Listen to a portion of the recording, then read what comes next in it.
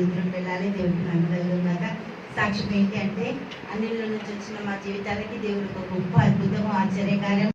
నిజంగా అసలు నేను 32-33 సంవత్సరాలు ఉన్నప్పుడు దేవుడు తెలుసుకుని చాలా గొప్పదని అసలు నా ఒంటరి ప్రయాణంలో నేను ఎవ్వరు లేరు కదా, లేరా అంటే ఉన్నారు అందరూ, కానీ దేవా నేను ఒంటరిదాన్ని అయిపోతున్నా. అసలు ఎవ్వరు నాకు కనెక్ట్ అవ్వట్లేదు. మంచి అత్తలు భర్త మా నాయన అందరూ ఉన్నా కూడా నాకు ఒక వేదన, ఏదో నేను తెలియని కోల్పోతున్నానేమో, నేను కరెక్ట్గా వెళ్ళట్లేదేమో అని ఒక బాధ ఉండేది. బాగా నాకు మా ఏరియా అంతా క్యారెక్టర్స్ అన్నమాట, వాళ్ళందరూ కూడా సాటర్డే పే చేస్తారు.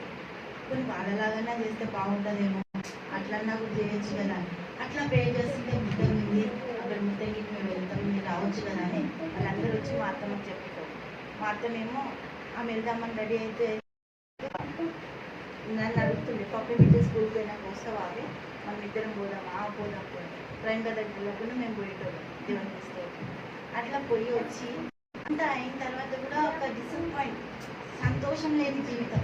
అన్నీ ఉన్నాయి, అంతా బాగానే ఉంది, పెద్దలు మంచోళ్ళు, పిల్లలు మంచోళ్ళు అందరూ ఉన్నారు, కానీ ఏదో తెలియని ఆవేదన.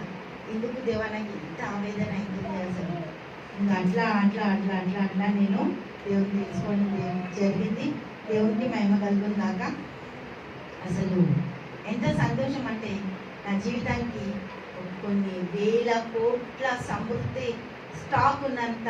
ఇప్పుడు మనం ఏమనుకుంటాం, ఒక నెల రాశలు తెచ్చుకుంటే అమ్మ సార్లు ఈ నెల సరిపోయింది, అట్లా కాదు, కొన్ని తరాలు తినొచ్చు అంతకన్నా స్టాక్ పెట్టిండు దేవుడు. దేవుడికి మహిమ కలుగుతున్నాడు. ఎంత సంతోషం అంటే ఏమీ లేదట, 0 పాయింట్. కానీ ఆ 0 పాయింట్ దగ్గర దేవుడు అన్నాడు, నేను వచ్చి నిలబడతాం అలాగా. దేవుడికి మహిమ కలుగుతున్నాడు. ఆ 0 పాయింట్ దగ్గర దేవుడు వచ్చి నిలబడ్డాడు. ఇంకా మేము జీరోలు పెట్టుకుంటూ పెట్టుకుంటూ పెట్టుకుంటూ పెట్టుకుంటూ వెళ్ళిపోతున్నాం అంతే. ఇంకా దేవుడికి మహిమ కలుగుతున్నాక. ఒకటి ఏంటి అంటే మనకు కనెక్టెడ్ దేవుడు. మన కనెక్ట్ ఎప్పుడైతే మనుషుల వైపు వెళ్ళిపోతుందో మనం డిసప్పాయింట్ అయిపోతాం. దేవుడితో మన కనెక్షన్ ఉండాలి. దేవుడికి మహిమ కలుగు. దేవా నువ్వు రా అంటే రా అంతే, నాకు తెలియదు. దేవుడికి తీసుకోవడం, నువ్వు మాట్లాడాలంటే మాట్లాడాలి అంతే. నేను భోజగుట్టకి స్వార్థ చెప్పడానికి వెళ్ళాలి, 2 అవుతుంది. ఆడ అందరు 12 గంటలకే వచ్చి కూర్చుంటారు. వాళ్ళు స్లమ్ ఏరియా, ఇళ్ళ బాసలు అవన్నీ తోముతారు, చిన్న చిన్న గుడిసెలు. మనం మేలుపట్నం పోతుంటే ఆ కొండ మీద ఉండే ఆ గుడిసెలు అన్నీ 2 అవుతుంది. నేను తొందర పోవాలా, బస్ దిగినా ఫస్ట్ మెట్టు జారితే నేను టైర్ కింద ఉండాలి. కానీ దేవుడికి మహిమ కలుగుతున్నాక అసలు టైర్ కింద కాదు, నేను స్టాండర్డ్గా నిలబడ్డాను. కింద దిగిన తర్వాత ఏంటి, నన్ను బస్ కండక్టర్ పట్టుకున్నా లేకపోతే డ్రైవర్ పట్టుకున్నా అని చూస్తే డ్రైవర్ సీట్లోనే కూర్చుంటూ బస్ కండక్టర్ ఆల్రెడీ దిగిపోయింది. ఎవరు పట్టుకుని బ్రదర్ మీరు నన్ను ఏమన్నా పట్టుకున్నా అంటే నేను నా సీట్లోనే కూర్చున్నాను. దేవుడికి నేను నా సీట్లోనే కూర్చున్నాను. అమ్మ నేను ఇవ్వాలి అన్నాడు. దేవుడానికి మహిమ కలుగుందాక. ఒకవేళ దేవుడు ఆ రోజు తీసేసుకుంటే ఈరోజు దేవుడికి ఆయన తెలుసు, పర్ఫెక్ట్ ఆయన నన్ను నడిపిస్తాడు. ఈరోజు నాకు 50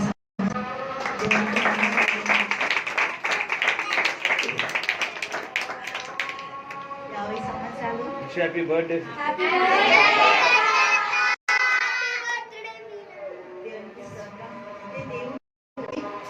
ఎందుకు దేవుడా ఇంత మంచి చదువుకున్న వాళ్ళు ఉన్నారు కదా, అందరు ఉన్నారు కదా, నన్ను ఎందుకు రమ్మన్నావు మీరు పని చేయడానికి? అందరూ నేను చాలా అంటే నిన్న ఒక పాప వచ్చింది కదా, నిన్న ఇక్కడ ఒక పాప వచ్చింది, ఎస్తరమ్మతో మాట్లాడింది.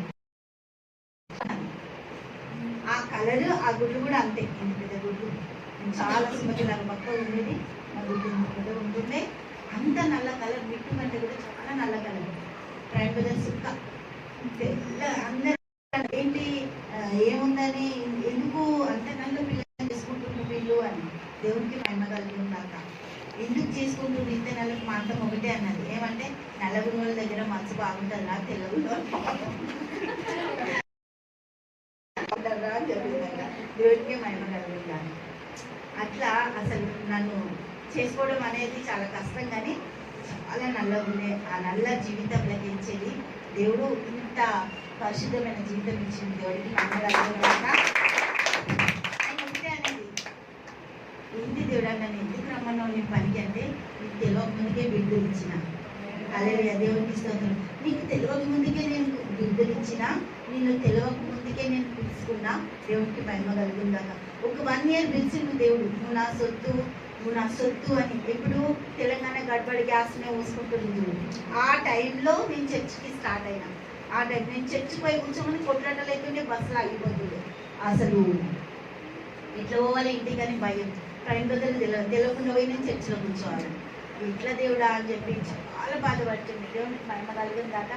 ఆ టైంలో నేను దేవుడు 2009 అప్పుడు దేవుడు తెలియదు, ఏం తెలియదు, కానీ చర్చ్కి వెళ్ళాలి దొంగతనంగా అనేది ఒక మాటనే తెలుసు. బైబిల్ కట్టెల సంచి ఉంటుంది కదా, ఆ కట్టెల సంచిలో చుట్టుకొని ఎవరైనా చూస్తారని చెప్పి బైబిల్ ఇది కాదు, ఇది చిన్న బైబిల్, ఇది అంతా ఇట్లా చిమ్మిపోయి అంటుంటే అదన్నా చుట్టుకొని పెట్టి కూరగాయలు పోతున్నాను చెప్పి బైబిల్ బ్యాగ్లో పెట్టుకొని నేను ఆడిపోతుంది. దేవునికి స్తోత్రం. చర్చ్ పోయి చర్చ్ నా కోసం దేవునికి మహిమ కలుగుందాక పొద్దున 7 గంటలకి ఆ చర్చ్ అంటే బ్రదర్ వాళ్ళు అప్పటికి లేవరు. ఏడిపోతున్నావు అంటే నేను బేగం బజార్ పోవాలి, మాల్ తేవాలి కదా. సరే ఇలా తెలియదు. నేను ముళ్ళు 8 పెడుతుంది. 7 గంటలకి అయితే ముళ్ళు 8 అవుతుంది. టైం నేను పోతా, మళ్ళీ మీకు డబ్బును అందియాలి కదా. ఓన్లీ టిఫిన్ కట్టేసినా పప్పి బిడ్డ తయారై వెళ్ళిపోతారు స్కూల్కి. వాళ్ళని పంపించేసావు, టైం 8 అవుతుంది. సరే 8 అవుతుంది, ఓకే నువ్వు అని. అప్పుడు ఎంత అవుతుంది టైం? 6:30, 6:45 అవుతుంది. నేను 8 గంటల మీద ముళ్ళు పెట్టి అప్పు 8 గంటలకు టైం అవుతుందని చెప్పేసి డబ్బులు ఎందుకు అట్లా పెట్టినాం అని అడిగితే పిల్లలు ఎవరు కదా, అందుకే ఆ కోసం జల్దీ పెట్టినాం, మనం ఎక్కువ టైం పెట్టినాం. అదే టైం ఇప్పటికీ కూడా అది కొనసాగుతుంది. అదే టైం ఎక్కువ టైం దేవునికి మహిమ కలిగిందట. అట్లా తొందరగా 7 గంటలకు చర్చిపోయి ఆడ తీసుకొని 8:30కి అయిపోతే నేను బేగం బజార్ పోయి మాల్ తీసుకొని బేగం బజార్ నుంచి 10:30కి నేను ఇంటికి వస్తున్నాను. 10:30కి ఇంటికి వచ్చి మళ్ళీ ఇంట్లో ఇచ్చేసి మళ్ళీ ట్రైన్ బజార్ వెళ్ళిన తర్వాత ఇంట్లో ఎప్పటికీ గొల్లం. కానీ అనుకుంటుండే ట్రైన్ బజార్ గొల్లం ఉండకపోతే నాకు తెలిసే ఉంటుంది. వచ్చేటోళ్ళు వస్తుంటే ప్రేర్ చేసుకొని వెళ్తున్నాం. ట్రైన్ బజార్కి ఏం తెలియదు. దేవునికి మహిమ కలిగిందాక. నేను ఇంట్లో ఉన్నామంటే ఆ ఇంట్లోనే ఉన్నా. ఏం చేస్తారు, పెట్టిన గొల్లం పెట్టినట్టే. దేవునికి మహిమ కలిగిందాక. అదే ఒక వచనం చూసి ప్రార్థన చేస్తున్నాం. యెషయా 41వ అధ్యాయం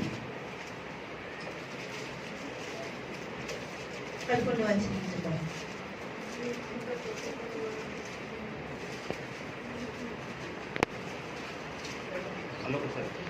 యెషయా 41వ అధ్యాయము 11వ వచనం చూద్దాం. మళ్ళీ 9కి వెళ్దాం. నీ మీద కోపపడి వారందరూ సిగ్గుపడి విసమయం అందెదరు. నీతో వాదించు వారు మాయమై నశించుకోరు. నీతో కలహించు వారిని నువ్వు వెతుకుతువు కానీ వారిని కనుగొనలేకపోదు. నీతో యుద్ధం చేయువారు మాయమైపోదురు. అబాగులవు. నీ దేవుడైన యెహోవానగు నేనే, భయపడకము. నేను నీకు సహాయము చేసేదాన్ని చెప్పొచ్చు. నీ కుడి చేతిని పట్టుకొనిచున్నాను. దేవునికి మహిమ కలుగుగాక. ఇంత భయంకరమైన శోధన అంటే అసలు మెట్టు దిగేంత కెపాసిటీ కూడా కాదు మనది. అన్న కూడా ఎన్నో మరి తప్పులు ఉంటుంది. మెట్టు దిగిండ్రు, ఎడిపోతుండ్రు, ఇటుపోతుంది, అన్ని దాంట్లోకి ఎంచారు దేవుడు. ఇప్పుడు నేను స్వేచ్ఛగా సువార్త చేసినట్టు దేవునికి మహిమ కలుగుగాక. 9వ వచనం చూద్దాం. ఇదే నా వాగ్దానం. భూదిగంతముల నుండి నేను పట్టుకొని దాని కొనల నుండి పిలుచుకొని వాడా, నీవు నా దాసుడవని నేను నిన్ను ఉపేక్షింపక ఏర్పరచుకుంటున్నాను. నేను నీతో చెప్పి ఉన్నాను, నీకు తోడై ఉన్నాను. భయపడకము, నేను నీ దేవుడనై ఉన్నాను. దిగులు పడకము, నేను నిన్ను బలపడుతున్నాను. నీకు సహాయము చేయువాడను నేనే. నీతియు నా దక్షిణ హస్తంతో నిన్ను ఆదుకుంటున్నాను. దేవునికి మహిమ కలుగుగాక. ప్రతి దగ్గర కూడా ప్రతి ప్రొటెక్షన్ చేస్తుండే. నేను పంపి ట్రైన్ బజార్ మీకు 9 కరెక్టే, మేము 9 ఉన్నాం, కానీ మమ్మల్ని ఎవరు చూస్తారు, మాకు ఎట్లా కాపుదల, మాకు ఏంటి కంచా. దేవుడికి మహిమ కలుగుందాక. అసలు ఎవరున్నారు, మమ్మల్ని ఎవరిని చూస్తారంటే దేవుడు ఒక మాట చెప్తారు. దేవుడికి మహిమ కలుగుందాక. హల్లెలూయా. 43వ అధ్యాయము యెషయా 4వ వచనం చూద్దాం. నీవు నా దృష్టికి ప్రియుడవైనందున గనుడవైతివి. నేను నిన్ను ప్రేమించుచున్నాను కనుక నీకు ప్రతిగా మనుషులను అప్పగించుచున్నాను. నీ ప్రాణములకు ప్రతిగా జన్ములను అప్పగించుచున్నాను. భయపడకుము, నేను నీకు తోడై ఉన్నాను. తూర్పు నుండి నీ సంతానము తెప్పించదను, పడమటి నుండి నిన్ను సమకూర్చి రప్పించను. అప్పగింపుమని ఉత్తర దిక్కులకు ఆజ్ఞయించదను, బిగవట్ట వద్దని దక్షిణ దిక్కులకు ఆజ్ఞయించు. దూరం నుండి నా కుమారులను, భూదిగంతముల నుండి నా కుమార్తెలను తెప్పించుము. అంటే నాకు ఇది అర్థం కాదు. దేవుడికి మహిమ కలుగుతున్నాను. ఏంటి దేవుడు వాళ్ళని తెప్పి వీళ్ళని తెప్పి అంటే మేమెవరిని తీసుకొస్తాము ఏంటి అని చెప్పి అలా నేను కొన్ని రోజులు ప్రార్థన చేసిన. ఏంటి దేవుడా అందరినీ తీసుకురా అనుకోండి. ఎవరు వస్తారు ఇంతకీ? ఇంట్లో చూస్తే అపోజిషన్. చర్చ్ వద్దు ఏమొద్దు ఏమన్నా అంటే ఇప్పుడు వాడు వచ్చిన తమ్ముడు ఇలా డాడీ వాడు ఇవ్వాలి, తిరుపతి పోవాలా, లేకపోతే అటు పోవాలా, ఇటు పోవాలా అన్నీ చెప్పి. కానీ దేవుడికి మనకు అర్థం కాదు. దేవుడు ఒకటే అన్నాడు. ఇక్కడ తూర్పు నుండి, పడమటి నుండి, ఉత్తరం నుండి, దక్షిణం నుండి, ఇప్పుడు బిలీగ్రామ్ సిస్టర్ చెప్పింది కదా, దేవుడు అది ప్రజెంట్ ఏమంటారు, అది బహుమానం. ఫస్ట్ ఈ బిల్డింగ్ కట్టి లేకుండా మనం ఇక్కడ ప్రే చేసేటప్పుడు అది ఖాళీగా ఉండే, అప్పటికి ఇంకా ప్రైమ్ బ్రదర్ రాలేదు. ఇవన్నీ ఉన్నాయి మన ఇంట్లో. అయితే ఒకరోజు ఒక సిస్టర్ని రమ్మంటే వాళ్ళు అన్నారు, మీ ఇంటికి రావాలంటే మేము ఉపవాసం చేసుకోవాలి, మీ ఇంట్లో ఉన్నాయి కదా 3 నెలల టైం పడుతుంది, మీ ఇంటికి రావాలి, ఉట్టిగానే వస్తామా? అయ్యో దేవుడా, వాళ్ళంటే మనుషులు కరెక్టే, వాళ్ళు రావాలంటే టైం పడుతుంది, మరి నువ్వు రావాలంటే టైం పట్టదు కదా, నువ్వు రావాల్సిందే కంపల్సరీ అని నేను చాలా అప్పుడు 1:30 సంబంధాలు వచ్చాయి. గొల్లెం పెట్టేసి పండుకున్న తర్వాత లేదు దేవుడా నాకు తెలియదు, వాళ్ళు రానంటుంది కానీ నువ్వు రావాలి మనం అడగాలి. దేవుడు కంపల్సరీ ఇస్తాను. నువ్వు రావాలంటే వాళ్ళు రాకపోతే ఏంటి, నువ్వైతే రావాలని చెప్పి నేను పడుకున్నా. అబ్రామ్ వచ్చిండు, బిలిగ్రామ్ వచ్చిండు, దేవుడికి మహిమ. పరిశుద్ధాత్మ షైన్ ఇట్లా ఆ ఎదురుగా బిల్డింగ్ నిర్మించేది మన డోర్ పెట్టుంది. డోర్ లెక్కించే లోపలికి వస్తుంది. నేను ఆడ పడుకున్నాను. ఏంటి డోర్ పెట్టినా కదా ఇంత వెలుగు ఎందుకు వస్తుంది అంటే దేవుడు అన్నాడు అటు చూడండి. దేవుడికి మహిమ. ఈ ప్లేస్ అంతా నేను బ్లెస్ చేస్తున్నా. ఈ ప్లేస్లో ప్రతి ఒక్కరు అందుకే నేను ఎవ్వరు కలిసిన ప్రైమ్ బ్రదర్ అయినా నేను ఫస్ట్ ఒక మాట ఏమంటుంటే ఒకసారి వచ్చుకోండి అంతే. మేము నచ్చిన వాళ్ళు కాదు, మా మినిస్టర్ పెద్దదని కాదు, ఒక్కసారి వచ్చుకోండి అంతే. మీ బ్లెస్సింగ్ కావడం స్టార్ట్ అయిపోతుంది. దేవుడికి మహిమ కలగదు కదా. ఇది వాగ్దానం. ఏంటి అంటే తూర్పు నుంచి పడమటి నుంచి ఎక్కడి నుంచి అయినా కూడా ఈర్కులో కూడా దేవుడు తీసుకొచ్చిందంటే కేవలం ఆయన కృప. దేవుడికి మహిమ కలగదు దాకా దేవుడి సాక్ష్యం అన్నీ కూడా తీయించిందాక మీ అందరు కూడా చాలా కృతజ్ఞతలు. మీరు మమ్మల్ని సహకరిస్తూ ఇప్పటి వరకు దాంట్లో మీరు మాకు సహాయం చేస్తూ ప్రతి పనిలో 1% మేమైతే మీరందరూ 99% దేవుడికి మహిమ కలుగుతాక తండ్రి స్తోత్రము ప్రభావితంగా నీకే స్తుతులు స్తోత్రాలు చెల్లిస్తాం. అన్ని రంగాల్లో నీ బిడ్డలను ఆశీర్వదించి దీవించండి, సహాయపడించి కృప చూపించి ధాన్యత కలిసి నీ మహిమతో మేళ్లతో ఆశీర్వాదాలతో ప్రభు ప్రతి కుటుంబాన్ని దీవించి నడిపిస్తాం. కృతజ్ఞతలు చెల్లిస్తాం. యేసుక్రీస్తు నామములో ప్రార్థిస్తున్నాము. ఆమేన్.